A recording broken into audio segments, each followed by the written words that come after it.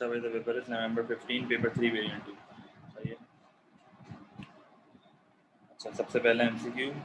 The diagram shows the production possibility curve for a successful transition economy that move from point X to point Y. सही है।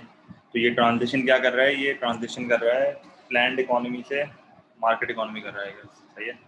During the transition process, the population of the country expressed that a strong preference for increased privatization. तो ये चाह रहा है, आवाम चाह रही है कि प्राइवेटाइजेशन हो। सही है। सोसाइटी ये चाह रही है। What happens to the economic efficiency as a result of this transition from point X to point Y? भाई अगर मैं पॉइंट X से पॉइंट Y पे जाऊंगा तो इसका मतलब है मैं PPC की तरफ जा रहा हूँ, और हमें ये चीज़ पता है कि PPC पे जितने भी पॉइंट्स होते हैं वो प्रोडक्टिव होते हैं और उनमें से कोई एक एलोकेटिव होता है। तो ये तो लाजमी है कि अगर मैं PPC की तरफ जा रहा हूँ तो प्रोडक्टिव तो लाजमी बढ़ेगा, एलोकेटिव भी बढ़ेगा, इंक्रीज तो लाजमी आएगा। अब हमें ये नहीं पता कि पॉइंट Y पे एलोकेटिव है या नहीं है, पर इंक्रीज तो हुआ है। सही है। ऐसा नहीं है कि इंक्रीज नहीं हुआ, इंक्रीज तो हुआ है। अचीव हुई है या नहीं हुई है ये नहीं पता हमें। सही है। क्योंकि कोई एक पॉइंट एलोकेटिव होता है, तो बी मेरा आंसर होगा। और उसने वैसे एक हिंट दी हुई है कि लोगों की प्रेफरेंस जो है ना वो पॉइंट Y पे है। तो अगर लोगों की प्रेफरेंस पॉइंट Y पे, इसका मतलब है सोसाइटी चाहती है कि पॉइंट Y पे ऑपरेट करें, तो एलोकेटिव एफिशिएंसी हम कह सकते हैं कि अचीव हो गई है। सही है। क्लियर है पहला MCQ?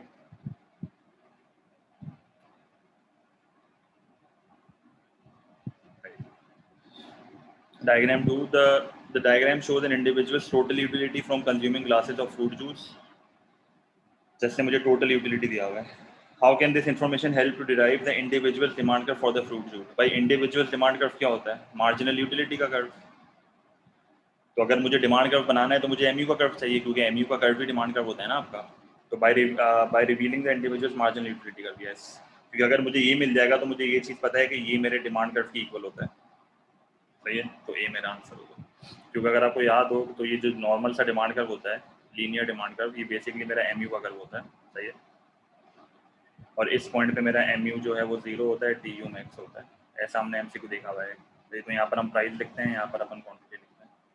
ठीक है। क्लियर है? तो अब तक तो 2 आसान MCQ है। Question number 3। अच्छा, ये वही MCQ है भाई, बजट लाइन डिटरमाइन करनी है।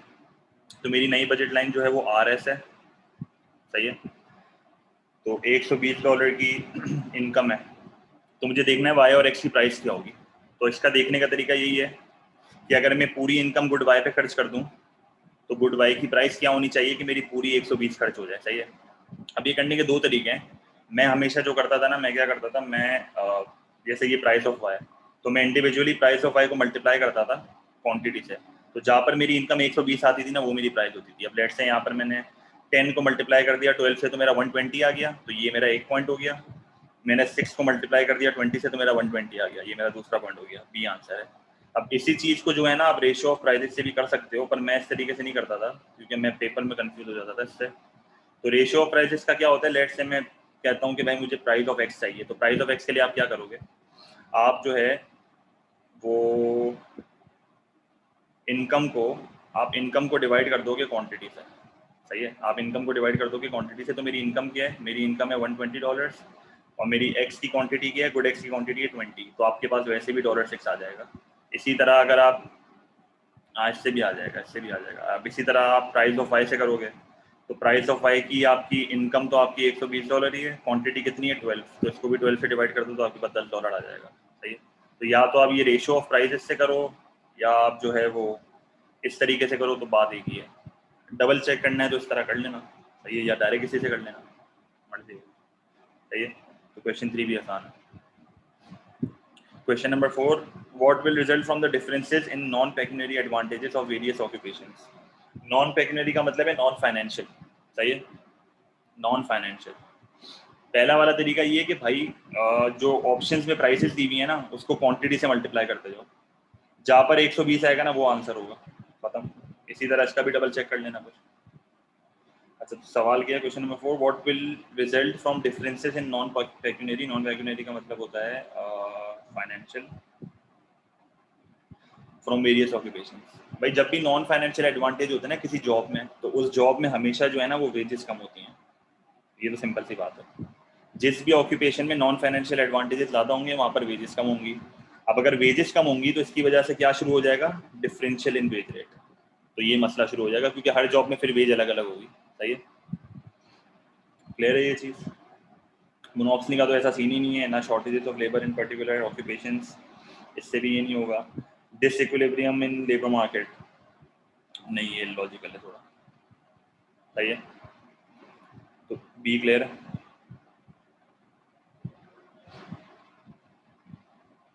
अच्छा, question number 5।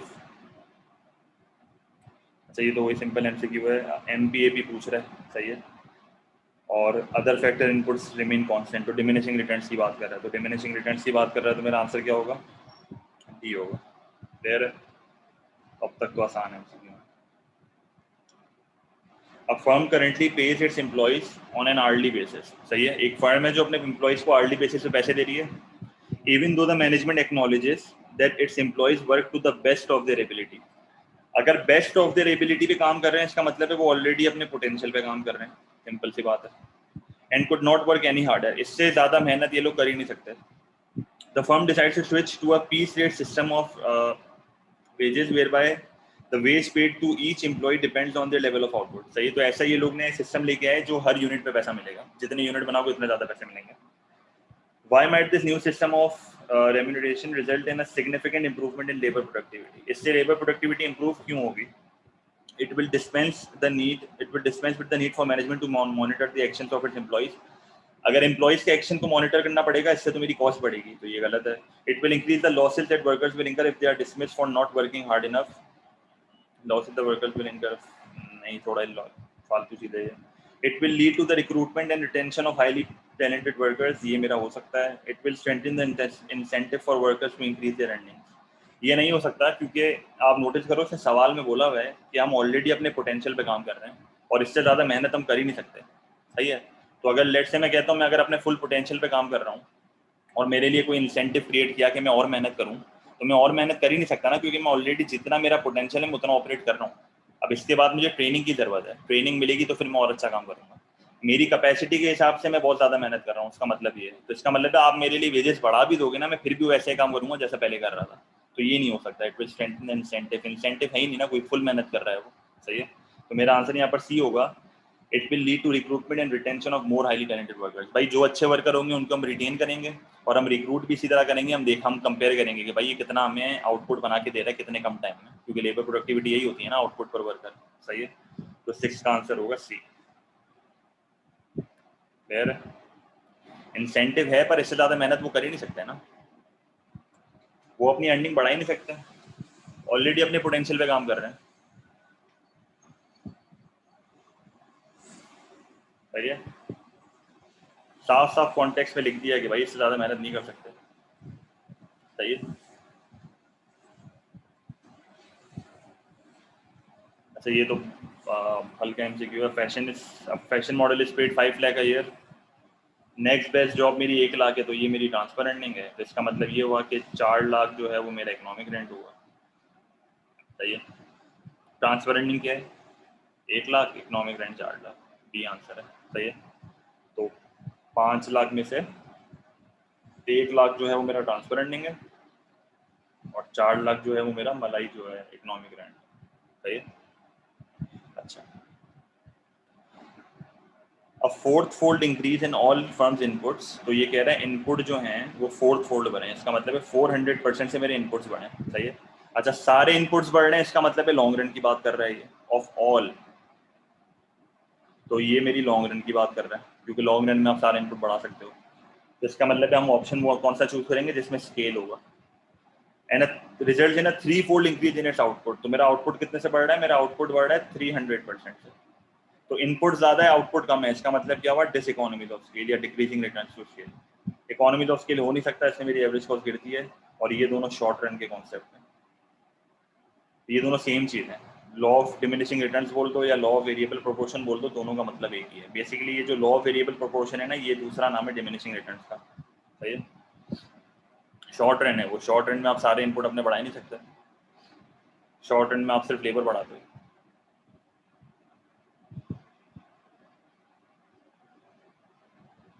B is economies of scale, economies of scale का मतलब है आपके इनपुट कम होने चाहिए, आउटपुट ज़्यादा होने चाहिए। लॉन्ग रन कैसे हैं, सारे इनपुट बढ़ रहे हैं ना, लॉन्ग रन में आपके सारे फैक्टर ऑफ प्रोडक्शन वेरिएबल होते हैं।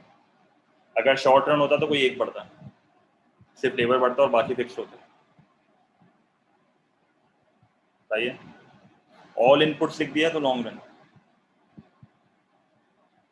Question number 9, a firm employs two factors of production. The table shows the marginal products of these factors and their respective cost at current level of output. सही है, तो land दिया हुआ है, labour दिया हुआ है।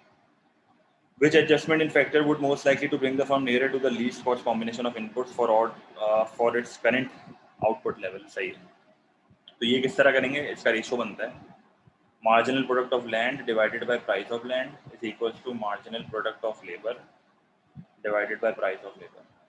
सही है, वो जो एमआरपी वाला सवाल होता है ना वो अलग होता है। सही है, उसको इससे कंपेयर नहीं कर देना, वो एमआरपी वाला सवाल अलग होता है, जो समझ गए उनके लिए ही है, वरना अगर कंफ्यूज नहीं हो रहे तो कोई मसला नहीं है। तो यहाँ पर मेरा मार्जिनल प्रोडक्ट ऑफ लैंड क्या है 1 डिवाइडेड बाय प्राइस क्या है 4 और एमपी ऑफ लेबर है 5 डिवाइडेड बाय प्राइस क्या है 3। तो ये मेरा आ जाएगा 0.25 और ये कितना आ रहा है 5 डिवाइड बाई 3 क्या होता है 5 डिवाइड बाई 3 बता दो कोई 1.67।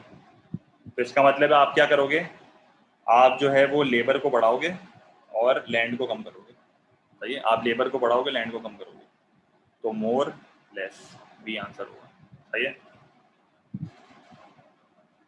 दूसरा तरीका भी है इसका कि भाई अगर ऑब्वियस सी बात है आपकी कॉस्ट एक्सीड कर रही है एमपी को, पर ये कभी कभार फेल हो जाता है तरीका कि कॉस्ट एक्सीड कर रही है एमपी को और लेबर एक्सीड कर रहा है, इस तरह भी कर सकते हैं, पर ये रेशियो इसका परफेक्ट तरीका है करने का। सही है, जिस तरह इक्यू मार्जिनल प्रिंसिपल होता है ना, इसी तरह ये होता है। ये नॉर्मली तो एमपी के ओवर पी के टू एमपीएल ओवर पीएल होता है, पर यहाँ पर इसे लैंड दिया हुआ है, नॉर्मली यहाँ पर कैपिटल होता है तो हम के लिखते हैं। सही है,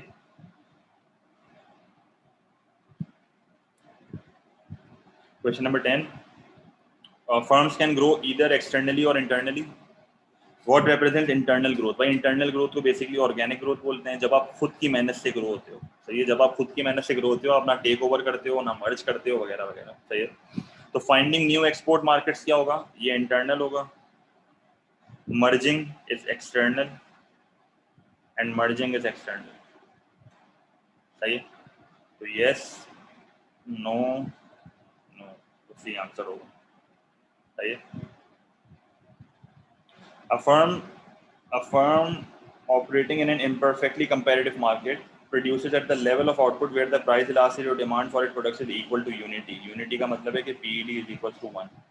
तो अगर आप imperfect का ग्राफ बनाओ तो ये मेरा AR होता है, ये मेरा MR होता है, इसका जो मिड पॉइंट होता है ना यहाँ पर मेरा PED इक्वल्स टू 1 होता है, ऊपर इलास्टिक होता है नीचे इन इलास्टिक होता है। सही है, और ये मेरा MR 0 होता है। फिर इसके नीचे हम रेवेन्यू बनाते हैं, तो ये रेवेन्यू मेरा बनता है। सही है, तो टोटल रेवेन्यू क्वांटिटी। तो जब भी आपका पीईडी इक्वल्स टू 1 होता है ना, जब भी आपका पीईडी इक्वल्स टू 1 होता है तो यहाँ पर आपका रेवेन्यू मैक्सिमम होता है। सही है, तो बेसिकली MR 0। तो यूनिटी पे आप क्या कर रहे हो, यूनिटी पे you are achieving maximum revenue. MR 0 का मतलब है TR मैक्स। सही है, समझ आ गया ये। फाइंडिंग न्यू एक्सपोर्ट मार्केट ना, खुद मेहनत कर रहा है फंड, इंटरनली ग्रोथ कर रहा है, किसी को टेक ओवर या मर्ज थोड़ी कर रहा है। ऑर्गेनिक ग्रोथ बोलते हैं इसको, अपनी नई ब्रांच खोल देना या नई एक्सपोर्ट मार्केट ढूंढ लेना या कोई नया प्रोडक्ट लॉन्च करना, ये सारी चीज़ें इंटरनल ग्रोथ है। सही है, 11 क्लियर है।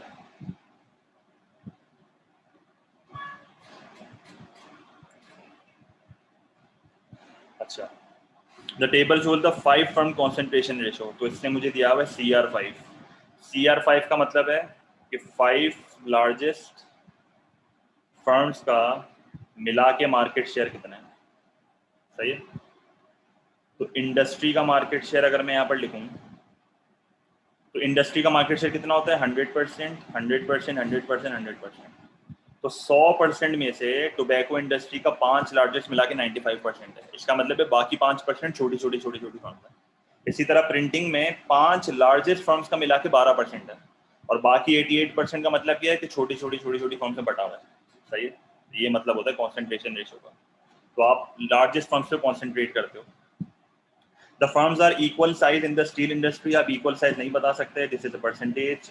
इस परसेंटेज से आप नंबर आइडेंटिफाई नहीं कर सकते। सही है, अच्छा, क्योंकि स्टील और वाटर सप्लाई लिखा हुआ। सही है, the printing industry is more competitive than tobacco industry. बिल्कुल सही, क्योंकि टोबैको इंडस्ट्री में आप नोटिस करो 5 लार्जेस्ट फर्म का मिला के 95% है। इसका मतलब है इन 5 लार्जेस्ट फर्म्स का बहुत राज है मार्केट में, और बाकी जो 5% है ना वो छोटी छोटी फर्म है।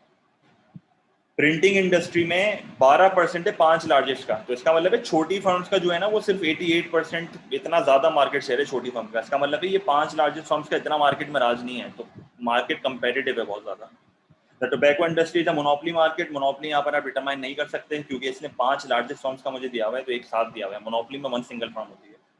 There are more firms in tobacco industry than in water. तो ये मोर फर्म्स में नहीं बता सकता क्योंकि मुझे परसेंटेज में डेटा दिया हुआ है, मैं नंबर नहीं बता सकता। तो बी आपका आंसर होगा। सही है।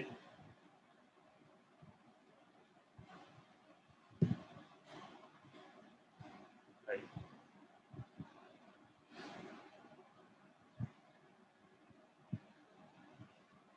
ये हम पहले भी कर चुके हैं। The diagram shows the initial cost and revenue curves for profit maximizing monopolist। एक profit maximizing monopolist किधर ऑपरेट करते हैं, MC equals to MR पे। What output will the firm produce if the government fixes price at OP? अच्छा, अगर government ने OP पे price fix कर दी है, मतलब इधर प्राइस फिक्स कर दी है, तो इसका मतलब ये हुआ कि यहाँ पर जो है वो मेरा AR is equal to MR है, क्योंकि ये परफेक्ट कॉम्पिटिशन की तरह हो गया। सही है मिस्टर डार्ट। तो अब मेरा प्रॉफिट मैक्सिमाइज किधर हो रहा है, पहले मेरा प्रॉफिट मैक्सिमाइज हो रहा था यहाँ पे, तो मेरे प्रोडक्ट की प्राइस क्या थी, ये थी। सही है। पर अब मैं ये कर नहीं सकता क्योंकि अब मेरी प्राइस यहाँ पर फिक्स हो गई है। तो अब मेरा MC इक्वल्स टू MR किधर आ रहा है, अब मेरा MC इक्वल्स टू MR आ रहा है, किधर आ रहा है, इधर आ रहा है, इधर मेरा MC इक्वल्स टू MR आ रहा है। सही है। तो अब मेरा आंसर, अब मेरा आउटपुट क्या होगा, ओके। तो बी आंसर है। सही है, क्योंकि इससे गवर्नमेंट ने बोला है हमने प्राइस जो है ना वो फिक्स कर दी OP पे। अगर यहाँ पर प्राइस कांस्टेंट हो गई है तो इसका मतलब है AR और MR इक्वल है, और ये मेरा MC है, तो यहाँ पर MR इक्वल हो रहा है, तो ये मेरा MC इक्वल टू MR आ गया। क्योंकि मोनोपोली अभी भी प्रॉफिट मैक्सिमाइजिंग है ना, भले प्राइस फिक्स हो गई है, प्रॉफिट तो उसको अभी भी मैक्सिमाइज करना है। सही है, समझ आ गया।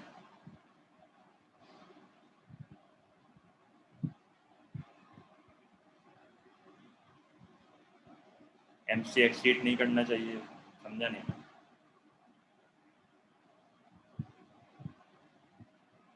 OM पे तो नॉर्मल प्रॉफिट है।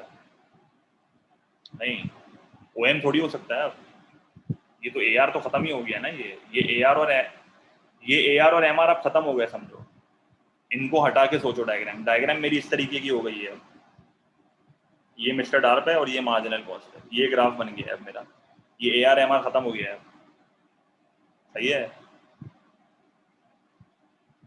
प्राइस MC के नीचे ना हो, नहीं समझ आ रहा मुझे। ये बेसिकली मार्जिनल कॉस्ट प्राइसिंग हो रही है, ये गवर्नमेंट इससे ही तो करता है। आप यहाँ पर देखो MC इक्वल्स टू प्राइस भी है। गवर्नमेंट प्राइस फिक्स ही इसलिए करता है ताकि जो मोनोपोली है ना वो सोसाइटी के पॉइंट ऑफ व्यू से ऑपरेट करे। सही है।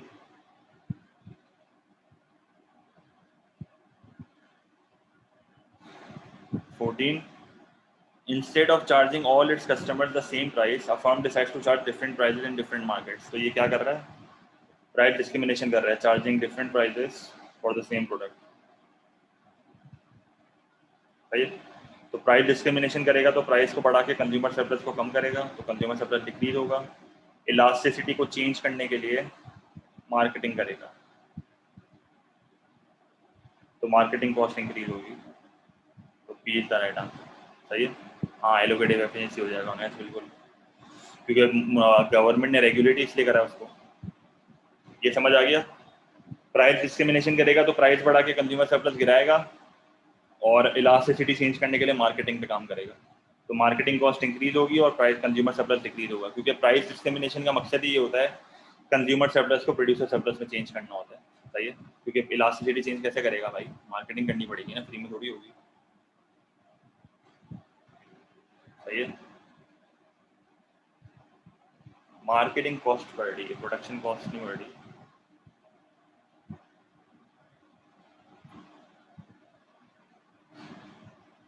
Question number 15, the diagram shows the demand curve DC, the supply curve SC of a perfectly competitive industry.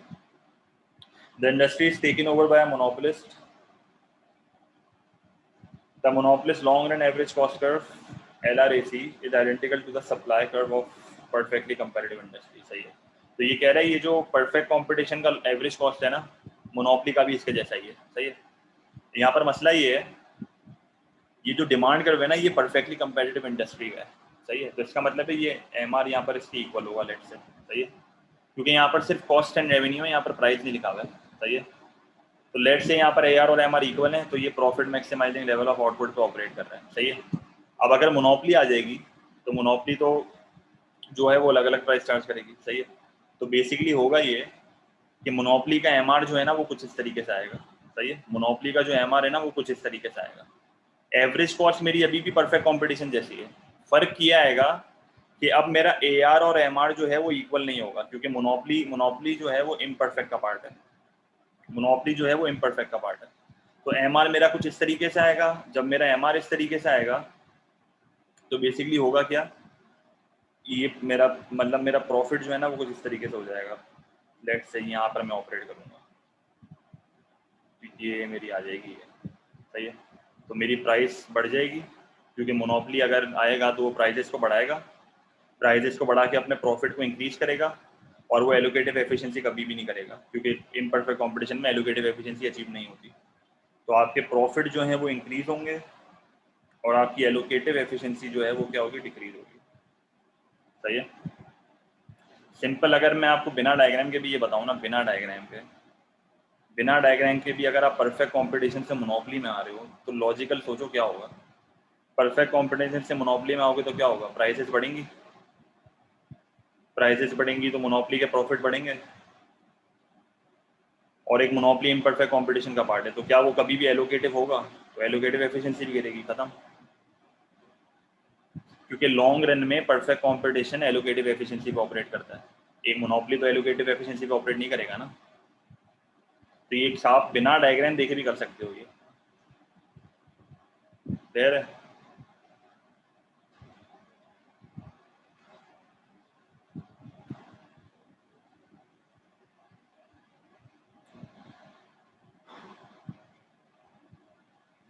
जिनको ऐसे समझ डायग्राम से समझ नहीं आना, बिना डायग्राम के समझ लो भाई, ये तो लॉजिकल है।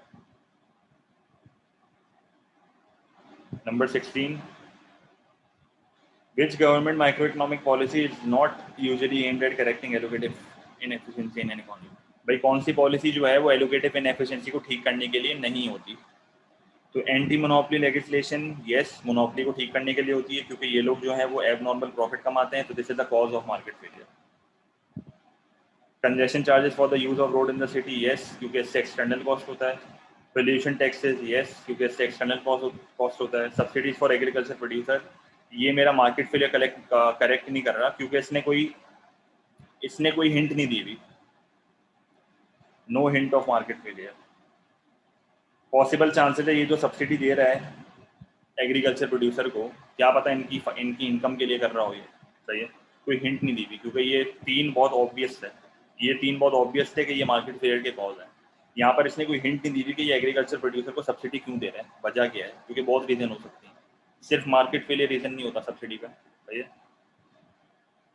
क्लियर है भाई। पॉसिबल चांसेस उसको जनरली सिर्फ प्राइजेस कम करनी है, बस बेसिक नेसेसिटी है ना ये, सही है।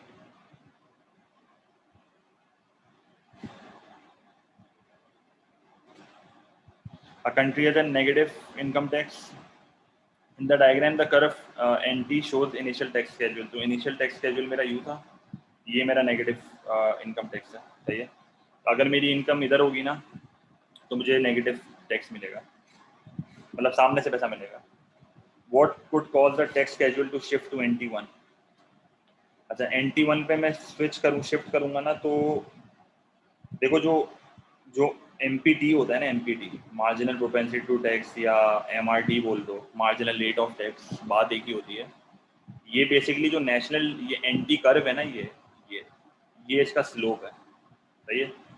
इस लाइन का जो स्लोप है ना उसको ये बोला जाता है, सही है। इस लाइन का जो स्लोप है ना इसको ये बोला जाता है, ठीक है। अच्छा, अगर मेरी लाइन स्टीपर हो रही है, अगर मेरी लाइन स्टीपर हो रही है ना, इसका मतलब है मेरी स्लोप इंक्रीज हो रही है, सही है। अगर मेरी लाइन स्टीपर हो रही है ना, इसका मतलब है मेरी स्लोप बढ़ रही है। तो स्लोप बढ़ने का मतलब है कि आपका मार्जिनल रेट ऑफ टैक्स बढ़ रहा है। अगर और इसको सिंपल लफ्जों में सुनना है तो सिंपल लफ्जों में इसकी लॉजिक ये है कि एक तरह से प्रोग्रेसिव टैक्सेशन बढ़ रही है, एक तरह से प्रोग्रेसिव टैक्सेशन बढ़ रही है, ये मतलब है इसका। अगर जनरली देखना है, लॉजिकल देखना है तो इसकी स्लोप बढ़ रही है तभी एमआरटी बढ़ रहा है, सही है, क्योंकि इस कर्व की स्लोप जो है ना वो एमआरटी होती है, सही है। बी इसलिए नहीं है क्योंकि बी इज एन अफेक्ट, और अफेक्ट में भी इक्वल डिस्ट्रीब्यूशन नहीं होगी, इक्वल होगी, बल्कि इक्वल होगी। ये अफेक्ट है, ये कॉज नहीं है, इससे कॉज पूछा है, कॉज, ये अफेक्ट है, सही है। An increase in house hold disposable income, गलत, इनकम गिरेगी क्योंकि टैक्स बढ़ रहा है। An increase in the MPC, empty बढ़ रहा है तो एमपीसी गिरेगा, समझ सही है।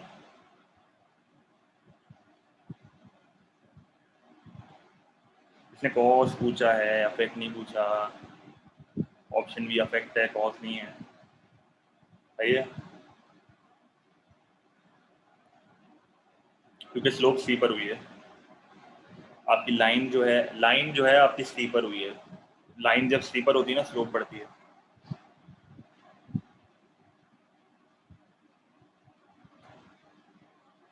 सही है। उसको उसको छोड़, चलो स्लोप को छोड़ दो, जनरल बात है। एक तरह से देखो, पहले क्या हो रहा था, पहले आप अमीरों से कम टैक्स ले रहे थे, यही हो रहा था, पहले अमीरों से कम टैक्स ले रहे थे, इसी तरह हो रहा था ना। अब जो है आप अमीरों से ज्यादा टैक्स ले रहे हो, तो इसका मतलब है प्रोग्रेसिव टैक्सेशन बढ़ रही है। प्रोग्रेसिव टैक्सेशन का बढ़ने का मतलब है कि मार्जिनल टैक्स, अब हर एडिशनल इनकम पे ज्यादा टैक्स कट रहा है, हर एडिशनल इनकम पे ज्यादा टैक्स कट रहा है, इसका मतलब है प्रोग्रेसिव टैक्सेशन बढ़ रही है। स्लोप को भी छोड़ दो, सही है। The information in the table is taken from a country's national income accounts। तो बेसिकली क्या पूछ रहा है, इंपोर्ट पूछ रहा है। तो एडी की इक्वेशन आपको पता है, ये आपको एडी दिया हुआ है, ये आपको सी दिया हुआ है, ये आई दिया हुआ है, जी दिया हुआ है, एक्स दिया हुआ है, एम निकालना है। एम क्या होगा भाई, एम एस 120, तो बी आंसर होगा, सही है। फिर सिर्फ इक्वेशन लगानी है, एम को एक्स रखना है, इसमें क्या समझाऊँ, हटे। ये मुझे लग रहा है कोई नए मेहमान आए आज की क्लास में। ये इक्वेशन है बेटा, इसको मैं एक्स कर दूंगा, बाकी सारी चीज़ें आपको दी हुई है, एम ढूंढना है।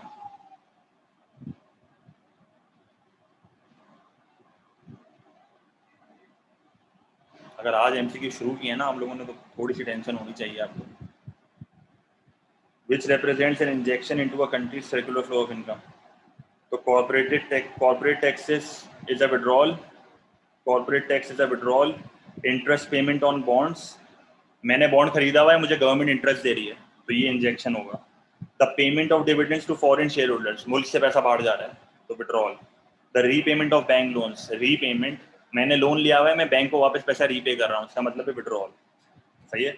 इंटरेस्ट हमें सामने से मिल रहा है, सही है, तो बी आंसर है, क्योंकि यहाँ पर इनकम रिसीव्ड है, income receive,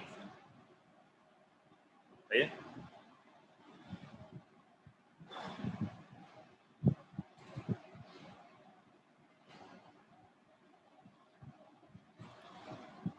question number 20, over 1 year the money income in an economy. अच्छा मुझे बता दो मनी इनकम क्या होती है, सिंपल सा सवाल है, ये काफियों को नहीं पता है। मनी इनकम क्या होती है, नॉमिनल इनकम होती है, ऑब्वियस सी बात है।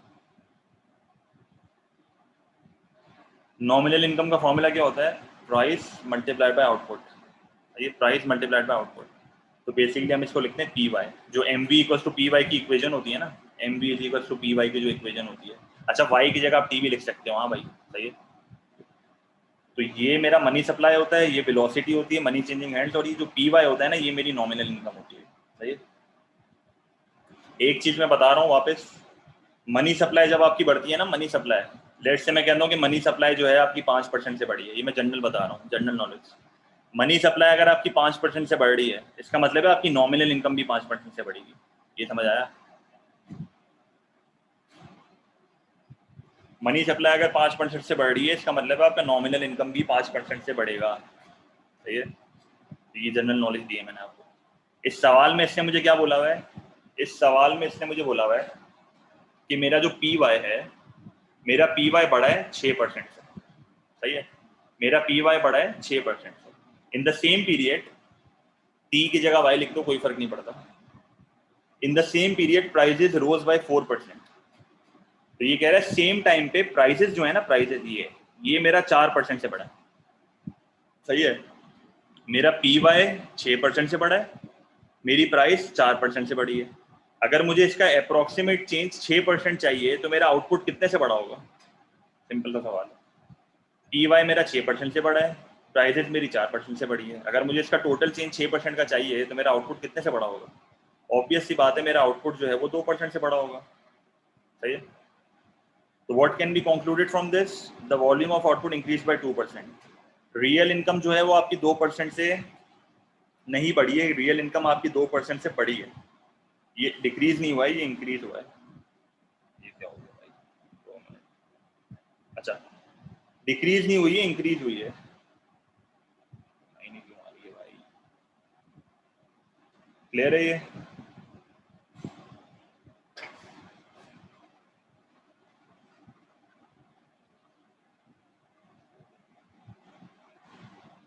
वापस बता रहा हूँ, पी वाई 6% से बढ़ा है, पी वाई 6% से बढ़ा है। सही है, पी वाई 6% से बढ़ा है, प्राइस जो है वो 4% से बढ़ी है।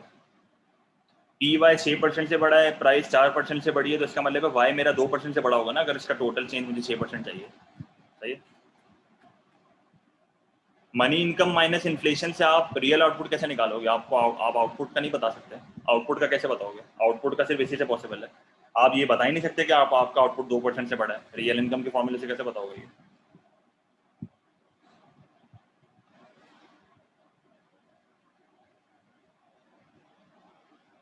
सही है, ये भी नहीं होगा, तो डी आंसर है। सही है भाई। ये M V equals to P Y वाले एमसीक्यू बहुत आते हैं, ये मैक्रो कैलकुलेशन इंसान के बच्चों की तरह कर लेना। 21, what is likely to be the effect on interest rate? अबे यार, अभी इतना मैंने बोला है, अभी किस तरह का सवाल पूछ रहे हो यार? तब से मैं यही तो बोल रहा हूँ। आउटपुट अगर पी वाई मेरा 6% से बढ़ा है, प्राइस मेरी 4% से बढ़ी है, तो जाहिर सी बात है वाई जो है मेरा 2% से बढ़ा होगा, तभी तो टोटल 6% आ रहा है। तो ये वाई क्या होता है? ये वाई आउटपुट होता है। बस आप रिपीट नहीं करूँगा मैं। 21, what is likely to be the effect on interest rates? What is likely to be the effect on interest rates and the supply of money of a purchase of government securities? जब government जो है वो bonds purchase करती है तो क्या होता है? मनी सप्लाई बढ़ता है, इंटरेस्ट रेट गिरता है। सही है, मनी सप्लाई बढ़ता है, इंटरेस्ट रेट गिरता है। तो मनी सप्लाई इंक्रीज और इंटरेस्ट रेट क्या होता है? डिक्रीज। तो डी आंसर होगा। सही है, क्लियर है?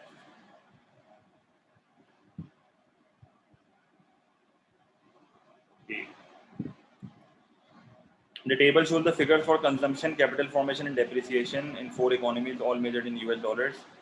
Assuming that the state of technology remains unchanged, which economy is most likely to experience economic growth? तो इसका फॉर्मूला होता है नेट एडिशन इन कैपिटल। सही है, capital formation minus capital depreciation. सही है, तो basically your capital formation should exceed capital depreciation and positive difference should be highest. सही है, positive difference should be highest. तो बी आंसर होगा। सही है। सेंट्रल बैंक क्यों गवर्नमेंट सिक्योरिटीज परचेज करती है? क्योंकि मॉनेटरी पॉलिसी, सेंट्रल बैंक का काम होता है मॉनेटरी पॉलिसी को चलाना। तो मॉनेटरी पॉलिसी है ना ये। भाई देखो, मनी सप्लाई, अब मैं एक और चीज़ बता रहा हूँ। देखो, ये वो चीज़ें जो लेक्चर पीडीएफ रिवाइज करके समझ आएंगी। देखो, मनी सप्लाई को इन्फ्लुएंस सिर्फ सेंट्रल बैंक करता है, और उसके 4 तरीके हैं। तीन तीन तरीके हैं मेरे ख्याल में, नहीं बल्कि 4 तरीके हैं। इसके 4 तरीके हैं। पहला तरीका आपका होता है बॉन्ड्स का, दूसरा तरीका आपका रिजर्व रेशो होता है, तीसरा तरीका आपका डिस्काउंट रेट होता है, और चौथा तरीका आपका होता है बैलेंस ऑफ पेमेंट से। सही है, तो मैं जनरल बता देता हूँ। अगर आप बॉन्ड्स को देखो, बॉन्ड्स का तो आप लोगों को पता है, मैं रिजर्व रेशो का बताता हूँ। अगर आप रिजर्व रेशो को बढ़ाओगे तो मनी सप्लाई गिरेगा, and vice versa. Reserve ratio को बढ़ाओगे तो मनी सप्लाई गिरेगा, वाइस वर्सा। डिस्काउंट रेट को अगर आप बढ़ाओगे तो क्या होगा?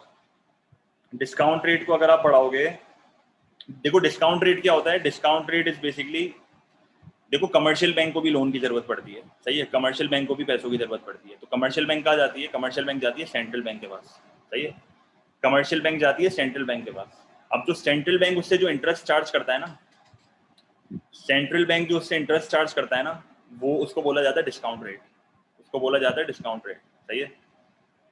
तो डिस्काउंट रेट जब बढ़ता है ना, तो बैंक जो है वो क्या करती है, वो सेंट्रल बैंक से लोन कम लेती है। तो सेंट्रल बैंक से लोन कम लेंगी तो मेरा मनी सप्लाई गिरना चाहिए। और बैलेंस ऑफ पेमेंट, जब आपका बैलेंस ऑफ पेमेंट सरप्लस होता है ना, बैलेंस ऑफ पेमेंट का सरप्लस का मतलब क्या है? इनफ्लोज ज्यादा है, आउटफ्लोज कम है, तो आपका मनी सप्लाई बढ़ता है, एंड वाइस वर्सा, सही है। तो ये सारी चीजें वाइस वर्सा में होती हैं, तो ये याद रखना हमेशा।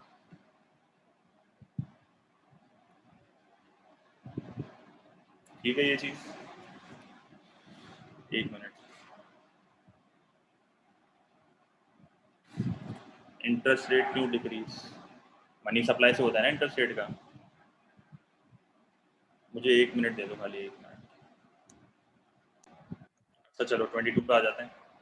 बॉन्ड्स का क्या लेंगे भाई? बॉन्ड्स अगर आप परचेज करोगे तो मनी सप्लाई आपकी बढ़ेगी, बॉन्ड्स को अगर इशू करोगे, सेल करोगे तो मनी सप्लाई गिरेगी। अच्छा ये कह रहा है कि भाई इकोनॉमिक ग्रोथ कब होगी? भाई इकोनॉमिक ग्रोथ आपकी जब होती है, इकोनॉमिक ग्रोथ आपकी जब होती है जब आप जो है ना इकोनॉमी में कैपिटल को बढ़ाते हो, मशीनरी को बढ़ाते हो, सही है। तो आपका capital formation should exceed capital depreciation. Capital formation का मतलब कि कितनी नई मशीनरी आ रही है, डेप्रिसिएशन का मतलब आप कितनी मशीनरी को रिप्लेस कर रहे हो, और वेयर एंड टेयर। तो नेट एडिशन इन कैपिटल आप निकालते हो, तो your net addition capital should be positive and the difference should be highest. तो आपका कैपिटल फॉर्मेशन एक्सीड करना चाहिए कैपिटल डेप्रिसिएशन को, तो आपकी इकोनॉमी में इकोनॉमिक ग्रोथ आएगी। यहाँ पर कंजम्पशन को इग्नोर करेंगे क्योंकि कंजम्पशन से ना आपकी एक्चुअल में फर्क आता है। तो यहाँ पर ये जो टेक्नोलॉजी से बोलना चाह रहे हैं ना इकोनॉमिक ग्रोथ, वो इसी से देखा जाएगा, कैपिटल से, सही है। तो ये नेट एडिशन इन कैपिटल से निकलता है। ऐसे बहुत एमसीक्यू बात है, सही है, रिपीट होता है, सही है। 23, gross domestic product per head is an indicator sometimes used to compare living standards of various countries, सही है। GDP is converted into a common currency at market exchange rate. अच्छा, what might cause this indicator to exaggerate the relative position of an individual country, सही है। A high level of female participation in the labor force, इसका link नहीं है, सही है, no link, no link.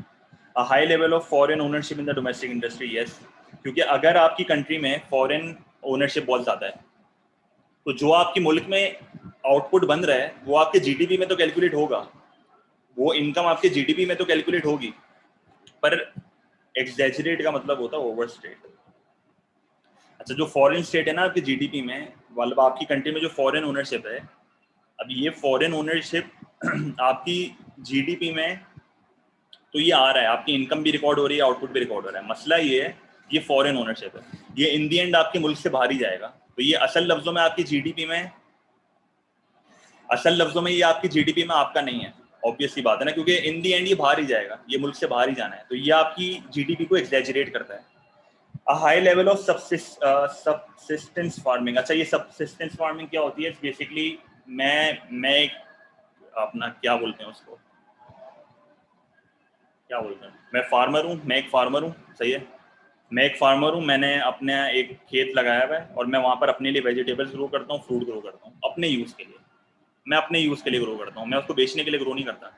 तो इससे आपका जीडीपी अंडरस्टेट होता है, क्योंकि वो फिर इनकम में रिकॉर्ड नहीं हो रहा, वो इनकम में रिकॉर्ड नहीं हो रहा है, आप वो बेच थोड़ी रहे हो, सही है।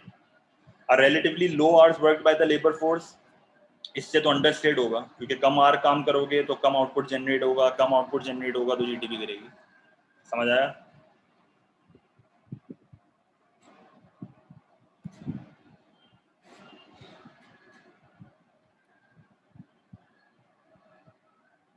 "24. In the absence of offsetting changes, what will be the result in an increase in government fiscal deficit?" Fiscal deficit क्या होता है? व्हेन योर गवर्नमेंट की स्पेंडिंग एक्सीड्स टैक्स रेवेन्यू। तो ये कह रहे हैं फिस्कल डेफिसिट बढ़ेगा कब? तो फिस्कल डेफिसिट आपका कब बढ़ेगा? जब आप एक्सपेंशनरी फिस्कल पॉलिसी लगाओगे, जब आप एक्सपेंशनरी फिस्कल पॉलिसी लगाओगे। फिस्कल डेफिसिट का मतलब है बजट डेफिसिट, एक ही बात है। तो decrease in house hold saving, भाई अगर हाउस होल्ड सेविंग कम होगी तो कंजम्पशन बढ़ेगी, इससे तो आपका एडी बढ़ेगा, तो इधर आपको एक्सपेंशनरी फिस्कल पॉलिसी लगाने की जरूरत नहीं है। और decrease in the interest rate on government bonds, भाई अगर बॉन्ड्स में इंटरेस्ट रेट कम होगा तो लोग अपनी स्पेंडिंग को बढ़ा देंगे, और जो लोग अपनी स्पेंडिंग को बढ़ा देंगे इससे एग्रीगेट डिमांड बढ़ जाएगा। और decrease in private sector investment, ये मेरा आंसर होगा। क्यों? क्योंकि अगर आपके मुल्क में इन्वेस्टमेंट गिरेगी तो आपके मुल्क में एग्रीगेट डिमांड गिरेगा, और जब एक बार आपके मुल्क में एग्रीगेट डिमांड गिर गया तो फिर आपको एक्सपेंशनरी फिस्कल पॉलिसी लगानी पड़ेगी, और जब आप एक्सपेंशनरी फिस्कल पॉलिसी लगाओगे तो आप गवर्नमेंट स्पेंडिंग को बढ़ाओगे, टैक्सेस को गिराओगे, तो इससे आपका डेफिसिट जो है वो और बढ़ जाएगा, इससे आपका डेफिसिट और बढ़ जाएगा। Lastly, a decrease in the countries trade deficit, trade deficit तो जो है वो ऑटोमेटिकली होता है, सही है, ये चीज़ ऑटोमेटिकली होती है और इससे मेरा एडी बढ़ता है, और यहाँ पर गवर्नमेंट की इन्वॉल्वमेंट नहीं होती, सही है, वो एक्सचेंज रेट से कभी कभार ऑटोमेटिक भी हो जाता है, सही है, और इससे एडी बढ़ता है, तो यहाँ पर भी पॉलिसी की जरूरत नहीं है। An economy is operating at its natural rate of unemployment, तो नायरू पे ऑपरेट कर रहा है, सही है। डिक्रीज इन ट्रेड डेफिसिट है, डिक्रीज, ट्रेड डेफिसिट कम होगा तो इसका मतलब मैं सरप्लस की तरफ जा रहा हूँ, सही है, मैं सरप्लस की तरफ जा रहा हूँ, सरप्लस की तरफ जाऊँगा तो एग्रीगेट डिमांड बढ़ेगा, डेफिसिट कम होगा। An economy is operating at its natural rate of unemployment, सही है, तो नेचुरल रेट ऑफ अनएम्प्लॉयमेंट में मैं ऑपरेट कर रहा हूँ। According to the monetarist theory, what will be the effect on unemployment and in the short run, in the long run of an anticipated increase in the money supply। अच्छा, तो मॉनेटरिस्ट जो है ना, उसकी फिलिप्स कर्व की theory क्या है? मॉनेटरिस्ट कहता है कि शॉर्ट रन में फिलिप्स कर्व ऐसा होता है, सही है, मॉनेटरिस्ट कहता है कि शॉर्ट रन में फिलिप्स कर्व ऐसा होता है, उसमें इसकी कोई नाराजगी नहीं है, सही है। अच्छा, फिर मॉनेटरिस्ट कहता है कि लॉन्ग रन में ना फिलिप्स कर्व ऐसा हो जाता है, सही है, लॉन्ग रन में फिलिप्स कर्व कैसा हो जाता है? ऐसा हो जाता है, और आप हमेशा जो है अपने नायरू पे ऑपरेट करते हो, सही है। तो सिंपल सी बात है, अगर मैं शॉर्ट रन की बात करता हूँ और शॉर्ट रन में मैंने कोई पॉलिसी लगाई, अब लेट्स से यहाँ पर मेरा एक फिलिप्स कर्व बना हुआ है, सही है, लेट्स से, मैं पूरा डिटेल में तो नहीं समझा रहा, मैं जनरल बता रहा हूँ। अगर शॉर्ट रन में मेरी मनी सप्लाई बढ़ती है, सही है, शॉर्ट रन में अगर मेरी मनी सप्लाई बढ़ती है तो मेरा इंटरेस्ट रेट गिरेगा, इंटरेस्ट रेट गिरेगा तो कंजम्पशन बढ़ेगी, कंजम्पशन बढ़ेगी तो एग्रीगेट डिमांड बढ़ेगा। अब ये सब शॉर्ट रन में होता है, ये सब शॉर्ट रन में होता है। लेट्स से मैं पॉइंट ए पे ऑपरेट कर रहा था, मैं पॉइंट ए से पॉइंट बी पे आ गया, सही है, अनएम्प्लॉयमेंट कम हो गई, इन्फ्लेशन बढ़ गई। अब लॉन्ग रन में तो मैं होता ही फुल एम्प्लॉयमेंट पे हूँ, सही है, लेट्स से मैं इधर ऑपरेट कर रहा हूँ पॉइंट ए पे, मैं पॉइंट ए पे ऑपरेट कर रहा हूँ, मैंने मेरी मनी सप्लाई बढ़ गई, मेरी मनी सप्लाई बढ़ेगी तो मैं पॉइंट ए से लेट्स से पॉइंट बी के ऊपर आऊँगा, जब मैं पॉइंट बी के ऊपर आऊँगा तो मैं घूम फिर के वापस यहाँ पर आ जाऊँगा, तो मेरा फिलिप्स कर्व यहाँ पर आ जाता है, सही है, सही है, तो मैं वापस पॉइंट सी पे आ जाऊँगा। तो इन दी एंड होता क्या है, आप घूम फिर के आते हो इधर ही आते हो, तो इसका मतलब है ना आपके अनएम्प्लॉयमेंट पे कोई फर्क पड़ रहा है, सही है, आपके अनएम्प्लॉयमेंट पे कोई फर्क नहीं पड़ रहा, सही है। तो इसका मतलब है शॉर्ट रन में आपकी अनएम्प्लॉयमेंट जो है वो रिड्यूस होगी, जो कि यहाँ पर मैंने दिखाया, और लॉन्ग रन में आपकी अनएम्प्लॉयमेंट पे कोई फर्क नहीं आएगा, तो सी आंसर होगा इसका, सही है।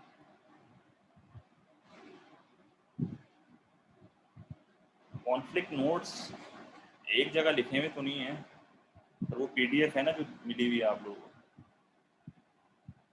हाँ वो एक्सपेक्टेशन पर रिवाइज होती है, ये basically expectation augmented Phillips curve होता है ना, ये एक्सपेक्टेशन ऑगमेंटेड फिलिप्स कर्व, सही है।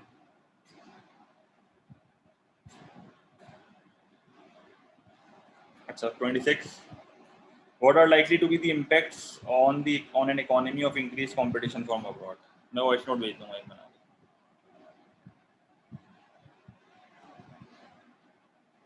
एंटिसिपेटेड इंक्रीज होता तो फिर भी नायरू भाई ऑपरेट करते, यही तो बात है सारी, एक्सपेक्टेशन रिवाइज हो जाती है ना, एक्सपेक्टेशन रिवाइज होती है तभी तो घूम फिर के यहाँ पर आते हैं बार बार, मॉनेटरिस्ट की असम्पशन ही यही है।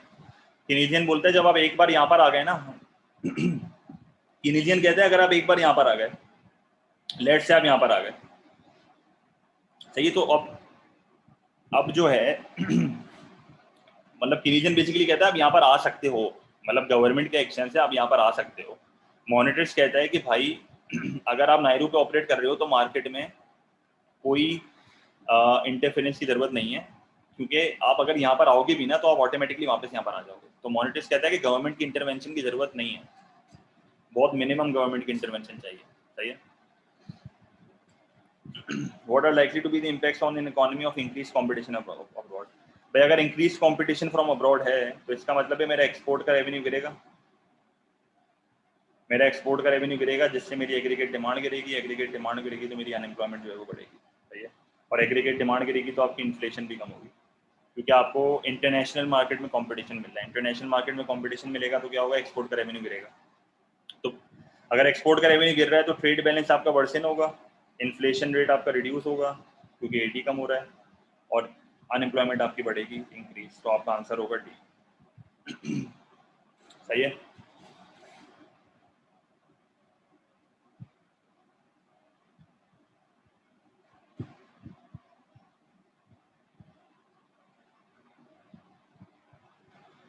An economy has underemployed resources. Which method of financing an increase in government expenditure likely to have the greatest expansionary effect? अच्छा, greatest expansionary effect चाहिए पॉलिसी से।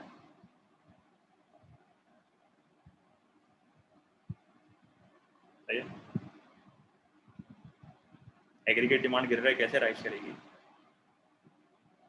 अच्छा, boring from the central bank से क्या होगा, अगर आप सेंट्रल बैंक से पैसा बोरो करते हो तो मनी सप्लाई बढ़ती है, इंटरेस्ट रेट गिरता है, कंजम्पशन बढ़ती है, इन्वेस्टमेंट बढ़ती है। ये आंसर, जिससे आपका एडी बढ़ेगा। Simple.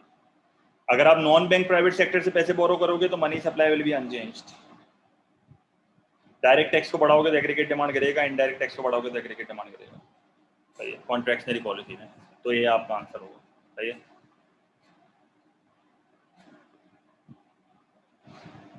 The table shows the how the government finances it's budget deficit. देखो, जब भी ये गवर्नमेंट फाइनेंसेस का वर्ड आ जाए ना कि गवर्नमेंट किस तरह फाइनेंस कर रही है, क्या कर रही है, क्या नहीं कर रही, तो इसका मतलब होता है ये किसकी बात कर रहा है, डेट फाइनेंसिंग की। और ये मैंने मैक्रो कैलकुलेशन में बहुत डिटेल में डिस्कस किया था, ये वाला एमसीक्यू। इसको बोला जाता है पब्लिक सेक्टर बोरिंग रिक्वायरमेंट। सही है। इसको बोला जाता है पब्लिक सेक्टर बोरिंग रिक्वायरमेंट। अच्छा, पीएसबीआर ना दो तरीके का होता है। आप दो लोगों से बोरो कर सकते हो, या तो आप नॉन बैंक प्राइवेट सेक्टर से बोरो करोगे। नॉन बैंक प्राइवेट सेक्टर का मतलब क्या है, जनरल पब्लिक। सही, जनरल पब्लिक। और या तो आप जो है वो बैंक से बोरो कर सकते हो, government. Government as a single entity जाएगी बैंक के पास, बोलेगी भाई मुझे पैसा दे दो। होता ये है, अगर आप नॉन बैंक प्राइवेट सेक्टर से पैसा बोरो करते हो, सही है, अगर आप नॉन बैंक प्राइवेट सेक्टर से पैसा बोरो करते हो तो आपकी मनी सप्लाई अनचेंज होती है। आपकी मनी सप्लाई क्या होती है, अनचेंज। सही है। अब इसकी डिटेलिंग मैंने वहाँ बताई थी, मैं डिटेल नहीं बता रहा अभी। और जब आप बैंक से पैसा बोरो करते हो ना तो आपकी मनी सप्लाई बढ़ती है। सही है। जब आप बैंक से पैसा बोरो करते हो तो आपकी मनी सप्लाई बढ़ती है। तभी ऊपर जो है ऑप्शन नंबर बी पे मैंने देखो क्या लिखा हुआ है, boring from the non bank private sector. अगर आप नॉन बैंक प्राइवेट सेक्टर से बोरो करोगे ना, मनी सप्लाई अनचेंज रहेगी। और अगर आप सेंट्रल बैंक से बोरो करोगे ना तो आपकी मनी सप्लाई बढ़ेगी।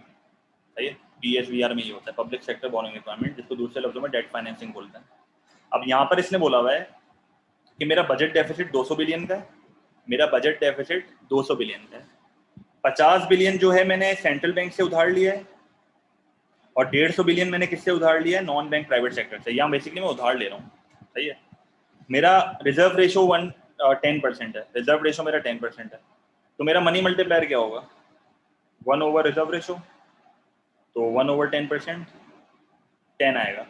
मेरा मनी मल्टीप्लायर 10 है। अब मुझे बताओ, नॉन बैंक प्राइवेट सेक्टर से तो मनी सप्लाई पे कोई फर्क ही नहीं आता, बैंक से जो मैं पैसा बोरो करता हूँ उससे मनी सप्लाई पे फर्क आता है। उससे भी क्यों मनी सप्लाई पे फर्क आता है, क्योंकि इससे जो है ना मनी मल्टीप्लायर आता है। क्योंकि जब आप बैंक से बोरो करते हो ना, और जब आप पैसा वापस बैंक को देते हो तो वो पैसों की रोलिंग होती है, फिर मनी मल्टीप्लायर आता है। तो आप सिर्फ इसको काउंट करोगे, तो आप क्या करोगे, मनी मल्टीप्लायर को मल्टीप्लाई कर दोगे 50 बिलियन से, तो आपको पता चल जाएगा कि आपके जो है वो मनी सप्लाई कितने से बढ़ी है। तो आपकी मनी सप्लाई कितने से बढ़ेगी, आपकी मनी सप्लाई बढ़ेगी 500 बिलियन से। टोटल डिपॉजिट आपके 500 बिलियन से बढ़ रहे हैं, तो बी आंसर होगा आपका। सही है। क्योंकि 50 बिलियन आपका इनिशियल था, 450 आपका मनी मल्टीप्लायर है। फिर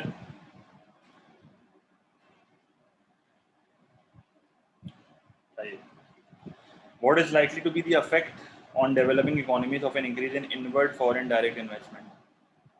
एफडीआई मुल्क में आ रही है तो क्या होगा इससे, बर्डन ऑफ डेट थोड़ी बढ़ेगा, मुफ्त के पैसे आ रहे हैं। विजिबल ट्रेड डेफिसिट, डेफिसिट नहीं होता, सरप्लस होता है। इनविजिबल ट्रेड आपका वर्सन होता है, इनविजिबल ट्रेड वर्सन होता है। क्योंकि विजिबल ट्रेड आपका अच्छा क्यों होगा? विजिबल का मतलब जो टेंजिबल आइटम्स होते हैं, क्योंकि आपके एक्सपोर्ट बढ़ेंगे ना। इनविजिबल आपका वर्सन क्यों होगा? इनविजिबल वर्सन इसलिए होगा क्योंकि आपके मुल्क से बाहर से टेक्नोलॉजी भी आती है, सर्विसेज भी आती हैं, लोग भी काम करने आते हैं, तो वो वर्सन होता है। A slow down of rural to urban migration, ये बढ़ता है, स्लो डाउन नहीं होता, लोग शहरों में जाते हैं भाई। ये आंसर है इसका। टेक्नोलॉजी आती है आपके मुल्क में, एफडीआई जब आता है आपके मुल्क में टेक्नोलॉजी आती है। ये बर्डन ऑफ डेट का तो सवाल ही पैदा नहीं होता, क्योंकि ये एफडीआई है, हमने किसी से उधार थोड़ी लिया है। तो विजिबल ट्रेड सर ये लिख लो गई, विजिबल ट्रेड हमेशा आपका इंप्रूव होता है और इनविजिबल ट्रेड आपका वर्सन होता है। सही है।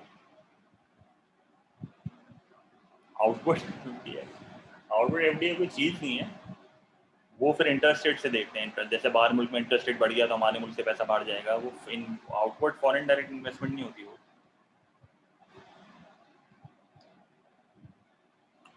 Economists have proposed the best policy to promote development is trade not aid। तो ये तुम बहुत रिपीटेड एमसीक्यू है। ये बोल रहे हैं कि भाई डेवलपिंग इकोनॉमी को आप जो है वो एहसान नहीं करो, उनको एड देके, उनको आप ट्रेडिंग का मौका दो। सही है, उनकी अपॉर्चुनिटीज को खोलो। तो developing country should become self sufficient, गलत। Developing should be given greater access to market in developed countries, yes. Developing country should use foreign aid का मना कर रहा है ये। Developing country should use trade values to promote import substitution, गलत। सही है, तो 30 मेरा जो है वो परफेक्ट आंसर है, बी।